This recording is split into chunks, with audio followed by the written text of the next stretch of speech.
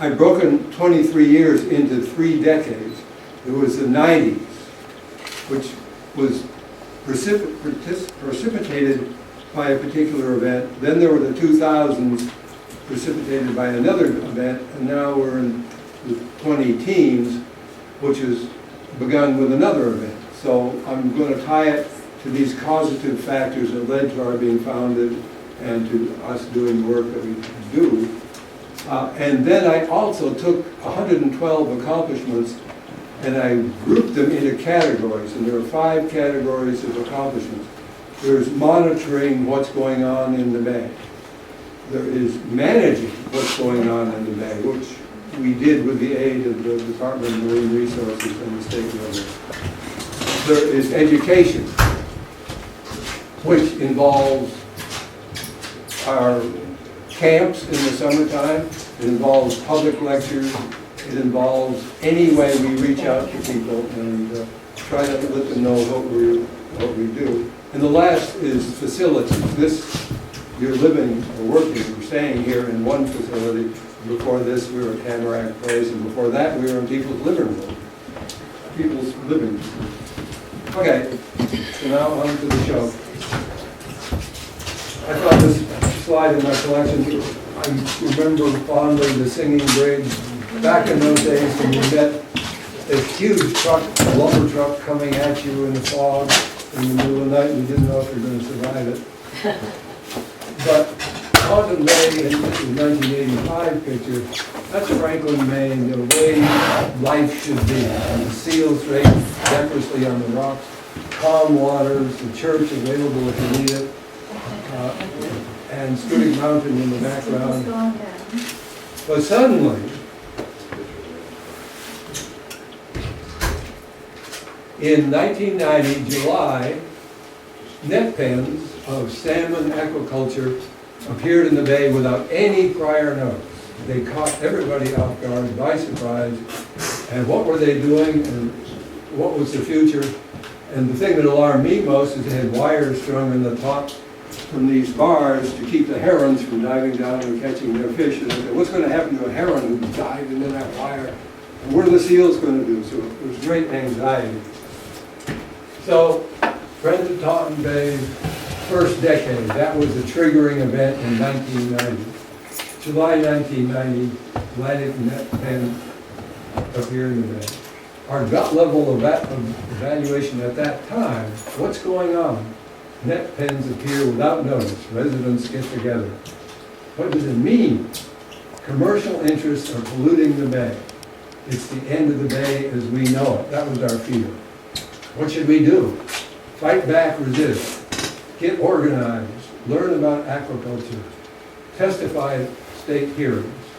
With the upshot, Friends of Taunton Bay is incorporated October 4th, 1990. Citizens gather their legs under them. Volunteers begin a decade of monitoring horseshoe crabs, water quality, eelgrass, and shore surveys. And Friends of Taunton Bay learns and shares how the bay works, issuing publications, talks, and conferences. Friends of Taunton Bay is a function of the interest and skills of the executive committee, which is set up to meet monthly without staff and has for 23 years. So we accomplished a lot as a result of the unthinkable and the unknowable appearing in our midst, and we educated ourselves and rose to the occasion and tried to deal with them effectively. Okay, so that's basically the impetus for the first decade. You had to have been there to know what it felt like, because you were dealing with people who were devious because they weren't sharing their information with you. So we could only respond, and we did that. So we published in 1991 the inventory of the Taunton Bay region. So we did our homework. All these people were members of our committee: Sheila Carlson, Dick Carlson, Mary McCormick, Richard Cordero, and so forth, Henry St. Onge. We put together this book as a guide to the scenic, historic, and natural features of Taunton Bay. And basically, we were educating ourselves.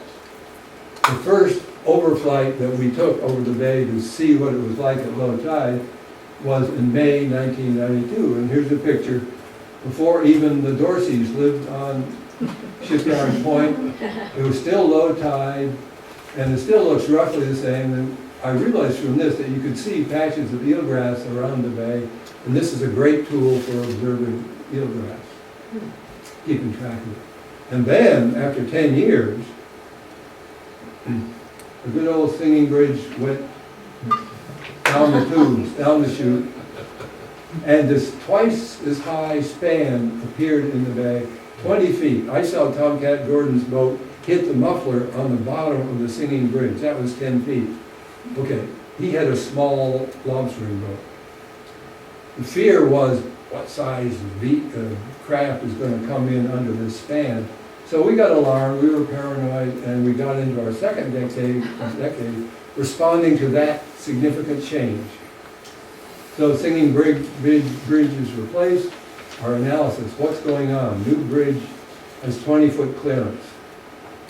What does it mean? Bigger draggers will enter the bay. Industrial-sized drags will scour the bottom, degrading the bay. That was our fear. What should we do? Fight back, protest, testify against dragging, ban dragging in the bay. We were serious, we were haired up. So the upshot, Friends of Taunton Bay convinces the legislature to ban dragging in the bay for 5 years. That's unheard of. Volunteers shift attention from monitoring to managing the bay, uses of the bay. Friends of Taunton Bay conducts a pilot project of local bay management. Friends of Taunton Bay collaborates with DMR to understand impacts of dragging on the bay. Taunton Bay gets a scaled back dragging management plan of its own. We achieved, the Department of Marine Resource achieving the only bay in Maine to have its own bay management plan. And that's in place now. There is a certain regulation that draggers have to go through because of us, because of 10 years of work, of doing our homework. And we got the support of the legislature and the Joint Marine Resource Committee to do that. So we began a 10-year horseshoe crab study led by Sue Schaller and a whole crew of volunteers who every spring would count the horseshoe crabs, tag them, and invaluable data. It was a joint tracking program of 26 horseshoe crabs, 13 in Hog Bay, 13 in Egypt Bay. This shows places that we designated. We found the horseshoe crab there in April. It was there in May, there in June, there in July, 3 places. In August it was there, in September it was there, and in October it was there, and there it hibernated. So it woke up from hibernation there, and it hibernated again. We knew so much about horseshoe crabs as a result of that careful study that went on for parts of 3 seasons. I'm just giving you a sampling of some of the things. The eelgrass died back in 2001. We lost 90% of our eelgrass, and so we wrestled with that. What do we do? Why did it happen? And I spent 8 years trying to figure that out, which I ultimately did to my satisfaction. Mike Briggs, who's in the audience, put in his net pen, his nursery pen up in Hog Bay, and the salmon fishery, the salmon processing plant was turned into an aquaculture plant, and then the federal government even came in and built next to that. So we have a lot of agricultural interest in the bay. First thing that the DMR did is came down and mapped the channel, mapped the kelp and everything that's in the bottom of the bay. That's eelgrass, this is different densities of kelp and so forth. So we educated ourselves using the DMR. We did a bay management pilot project, and I personally monitored 25 different variables in the bay just to see what was going on. And this is the final report, and I evaluated each thing I studied with a stoplight: green for good, red for bad, yellow for kind of in between. And I'm not going to go into the detail, just to say that an incredible amount of work went into it in the summer of 2005. And we had the scorecard: 7 green lights, 9 yellow lights, 4 red lights, and 5 unknowns, because we couldn't do what we set out to do. So that was a huge accomplishment at the time. Facilities, we opened Tamarack Place, where Tamarack Place hosted our office there, where we held public meeting and had public displays. And then we moved over here to where we are now with our cute little weather station. We had a lot of meetings with fishermen. Fishermen are not the people who go and look happy and, you know, they're skeptical about anybody trying to manage the bay where they harbor fish. So these are typical fishermen's faces. John Soules stood up at the top and talked about why we need to manage the bay and how we would do it. We met with the Taunton Bay advisors to the Commissioner of Marine Resources, John Soules, what's his name? Slademore, thank you. And fishermen arguing, discussing where we could safely monitor harvest mussels in the bay without disturbing other things. Drew up this map. This, I think, was a great accomplishment. Eelgrass is dark green, worm harvesting in light green. This is horseshoe crab habitat in very light green. The only places that we found that was safe to drag mussels was in that white circle and that white circle. So that's a huge stride to know the bay well enough to be able to draw that map. And then,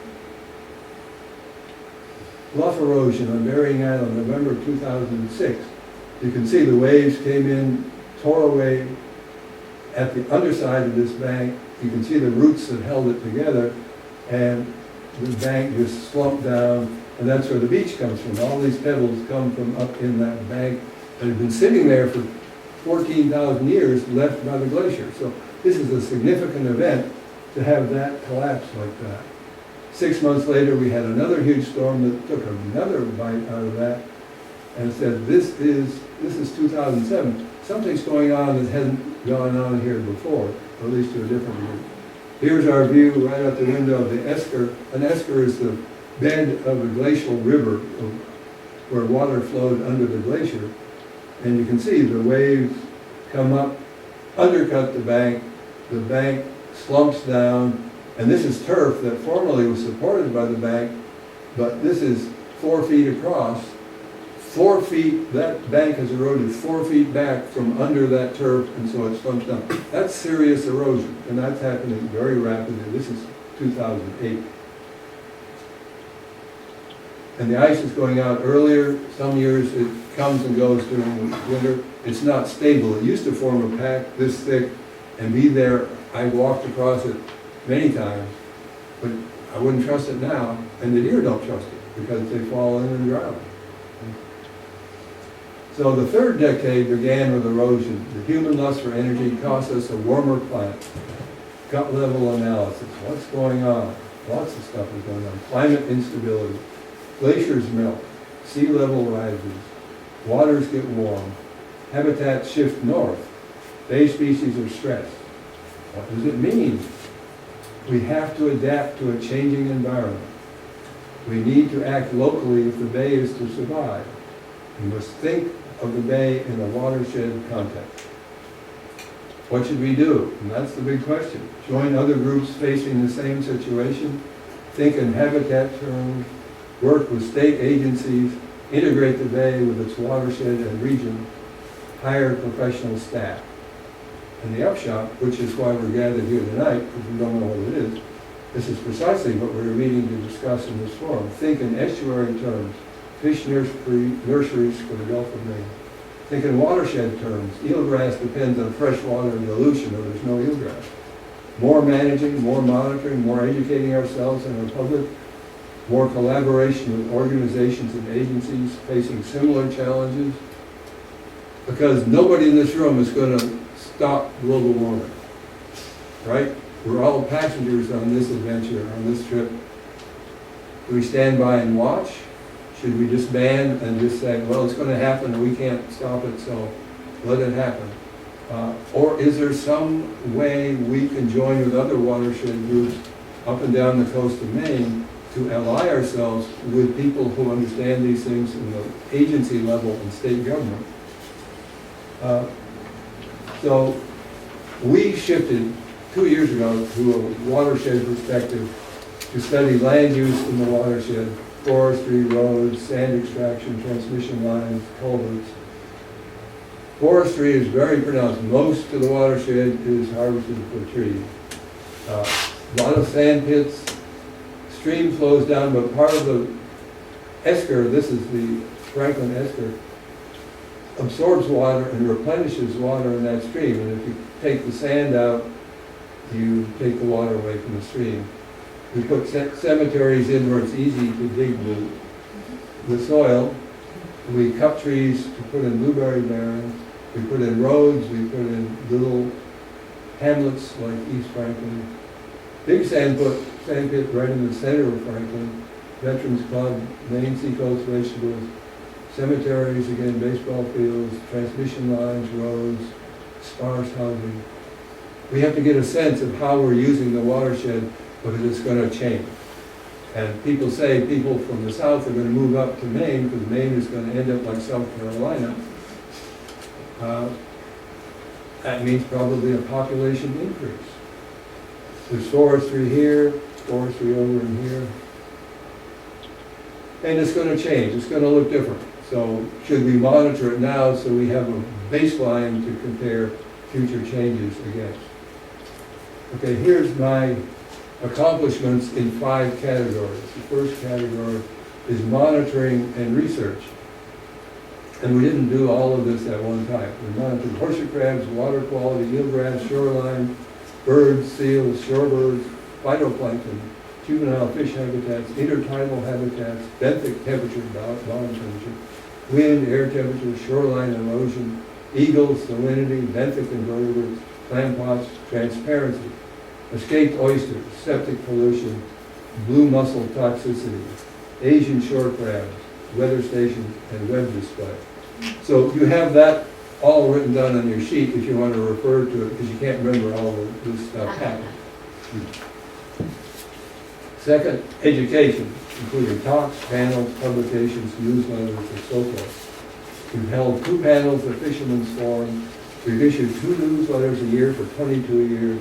Taunton Bay Regional Inventory came out in '91, Shoreline Handbook same year. Pilot project report. And we've just been very busy turning out paper. Antonio? We did show a video on Channel 7, remember? Yep. Okay, thank you, because there's lots on here that I've left off. And then we have now workshops and programs for younger kids, family days, after-school programs. We have started a web page, and now we even have a Facebook page. So we're trying to interact with people and have ways of reaching out to them so they know what's going on in Taunton Bay. So the second page of accomplishments, bay management. We really were in over our heads on that, but we had a lot of good people helping us. We achieved a 5-year dragging moratorium and a 2-year extension. We had a bay management pilot project. DMR did a test drag. DMR and FTB cooperative horseshoe crab tracking. DMR seabed mapping, juvenile fish inventory, moratorium assessment, mudflat study meetings, Taunton Bay advisory meetings, comprehensive science-based management plan for Taunton Bay. So we achieved an incredible amount, but you know what? It was exhausting. Everybody was ready to collapse after all that furor, and I'm not sure we've ever quite recovered from that exertion. It was truly strenuous. Aquaculture concerns, that's where we began with Atlantic Salmon Company net pens in the Bay. The University of Maine Center for Cooperative Aquaculture Research discharges into the Bay, is that okay? And the federal government also discharges into the Bay, is that okay? And they have built impressive structures and there's runoff from their parking lot and their roofs right next to the Bay. And Mike Briggs' oyster aquaculture lease hearing, which we've kind of kept track of from 2002 when it had its first hearing until today, and he's still going. And you know, there's one aquaculturalist who has survived in the Bay, and he's learned how difficult it is in one bay to raise oysters. And I think we have commendation for Mike Briggs because he's got the guts to stick it out and make it work. The facilities are the two I mentioned, Taunton Bay Education Center at Tamarack Place in July, we went in there, and we came over here in June of 2011. So that's basically my program, and the question to you is,